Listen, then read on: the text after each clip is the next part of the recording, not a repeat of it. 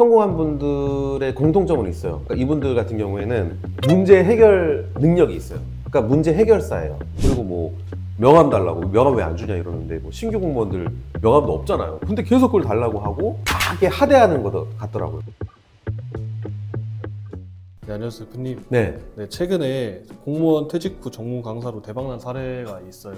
대박까지는 아니고 네. 제가 생각나는 사례는 A라는 강사님은 구청에서 한 10년 정도 그 예산, 회계, 계약 이런 업무를 담당하신 분이에요. 근데 그분이 명예퇴직하고 나서 지방 회계 분야에서 엄청나게 바쁜 강사가 됐어요. 그래서 지방자치단체에서 무슨 회계 공무원 워크숍 하면은 이분이 단골로 초청되거든요. 그래서 아주 인기 강사이시고, 또 한 분은 평생학습 분야에서 평생교육사로 한 10년간 전문직 공무원으로 근무하시다가 퇴사하고 지금은 보고서 작성법, 공문서 작성법, 평생학습 기획 이쪽으로 강의를 하시는데, 이분 같은 경우에는 공직의 어떤 문화랑 행정 언어를 잘 아시잖아요. 그러니까 실무 강의에 너무 적합한 거죠. 그러니까 이런 케이스들은 공무원으로서 퇴사하고 강사로서 굉장히 잘 풀린 케이스라고 볼 수 있죠. 그런데 공무원분들은 이제 순환 근무를 하잖아요. 네. 그러면 전문성을 좀 쌓기가 어렵지 않나요? 어렵죠. 보통 공무원분들은 한 2, 3년마다 이제 순환 배치 근무를 하시는데, 지금 얘기한 케이스는 좀 예외적인 사례라고 볼 수 있는 거죠. 그러니까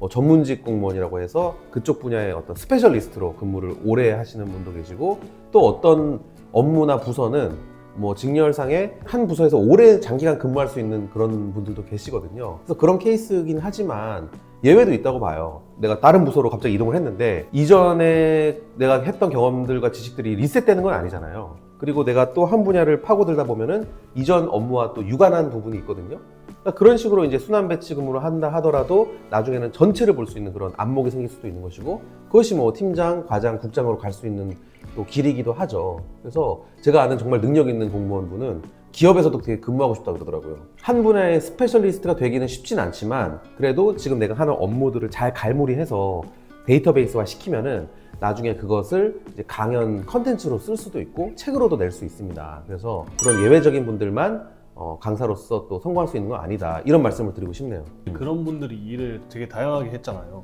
그러면 이제 성공할 수 있나요? 성공한 케이스가 사실 뭐 많다고 볼 수는 없지만 성공한 분들의 공통점은 있어요. 그러니까 이분들 같은 경우에는 문제 해결 능력이 있어요.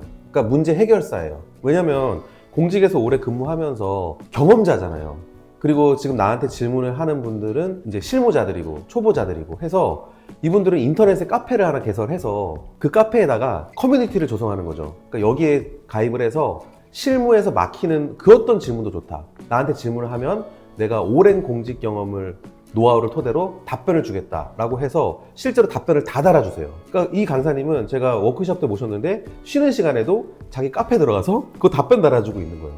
그러니까 이제 많은 그런 공무원분들께서 그 카페에 가입을 해서 선배 공무원한테 질문을 하고 거기에 대한 답을 해주시는 거죠. 그런 식으로 어떤 커뮤니티도 빌드업을 하면서 그분들의 문제들을 해결할 수 있는, 경험적으로 자기가 터득한 노하우로 문제를 해결하는 해결사로 딱 자리매김하니까 성공하더라고요. 근데 그런 능력이 없는 분들은 아무리 책을 쓰고 강연한다 하더라도 질문이 들어오는데 막히잖아요. 잘 모르니까. 그러니까 전문성이 떨어지기 때문에 롱런하기가 어려운 거죠. 그러면 폭망한 사례도 있지 않을까요? 이거는 진짜 흑역사인데, 좀 이제 공직 생활을 오래 하다가 이제 우리가 어떤 특정 분야에 찾은 사람이 그 사람밖에 없어서 그분을 했는데, 첫 만남부터 좀 너무 좀 정돈이 안 돼 있으시더라고요. 뭐 외모도 그렇고 복장도 그렇고 담배 냄새도 너무 풀풀 나고, 그리고 자기가 아무리 오랜 공직 생활을 했다 하더라도 그 젊은 담당자는 남이잖아요. 근데 마치 과거에 자기가 막 상사인 마냥 좀 거들먹거리면서 좀 업신여기더라고요. 그리고 뭐 명함 달라고, 명함 왜 안 주냐 이러는데 뭐 신규 공무원들 명함도 없잖아요. 근데 계속 그걸 달라고 하고 되게 하대하는 것 같더라고요. 근데 일단 공무원이 그때부터 표정이 안 좋았어. 그러니까 막상 강연에서도 전문성은 있지만 청중과의 교감과 소통에는 완전히 실패해서 진짜 폭망한 사례가 있거든요. 그래서 이런 분들은 과거에 라떼는 말이야 그런 생각을 좀 버리고 계속 새롭게 자신을 변화시키고 새로운 것들을 흡수하는, 지식을 흡수하는 그런 학습 능력이 되게 중요하고, 그 시대의 변화에 대한 감수성이 좀 필요하지 않나, 이런 생각이 들더라고요. 그러면 공무원 퇴직 후에 네. 강연을 하고 싶은 분이 계실 텐데 네. 혹시 그런 분들에게 하실 말씀이 있을까요? 일단은 핵심 콘텐츠를 발굴해야 돼요. 한 가지를 뾰족하게 내가 강의할 영역을 찾아야 되는 거죠. 예산이든 회계든 실무든 보고서든 갈등 관리든 민원 응대든 그런 것들 하나 딱 잡아서 뾰족하게 자기만의 어떤 그 영역을 구축을 해야 되고요. 두 번째로는 조직에 있을 때 강의 레퍼런스, 즉 강의 경험을 많이 쌓아야 돼요. 그러니까 내부 교육이든 실제로 제가 아는 과장님은 본인이 이제 그 신규 공직자 대상으로 보고서 작성, 뭐 공문서 작성 이런 강의를 직접 하시더라고요. 되게 잘하시더라고요. 은퇴하고 나서도 강사로서 가능성이 보일 정도였어요. 그래서 그런 식으로 자꾸 이제 조직 내에서 할 수 있는 교육을 마다하지 않고 본인이 해보는 그런 게 필요하고, 그 다음으로는 또 뭐 이제 평생학습원이든 이런 유관 부서에서 조그만 강의 기회가 있으면은 적극적으로 참여해보는 거죠. 그런 식으로 자기의 강의 레퍼런스를 좀 쌓아나가는 게 중요하고, 마지막으로는 새로운 시대에 맞게끔 뭐 SNS들을 활용해서 블로그든 아니면은 뭐 유튜브든 아니면 카카오 스토리든 그런 식으로 계속해서 뭔가를 준비를 하는 거예요. 준비하고 자기의 어떤 강사 양력, 프로필, 또 강의 슬라이드, 샘플 슬라이드, 커리큘럼 이런 것들을 작성해 두는 거죠.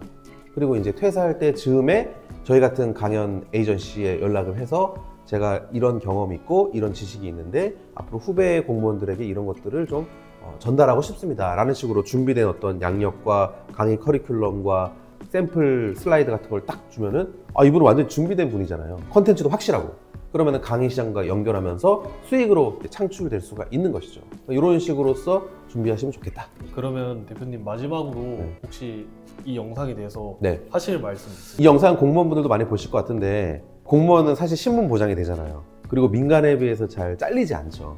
네. 그런 장점이 있지만 한편으로는 감사가 엄청 심하고, 또 민원인들의 악성 민원도 있고, 또 조직 내 어떤 상하관계에 대한 스트레스, 승진에 대한 압박, 제한적인 거 이런 거 있거든요. 그래서 그런 측면이 있음에도 불구하고 어찌 보면 공직자의 마인드로서 그런 서비스를 해주시는 분들 진심으로 감사드리고, 그런 가운데에서도 정말 그 안에서 자신만의 능력을 스스로 쌓아서 뭔가 조직 문화를 계속 개선하려는 분들이 저희는 보이거든요.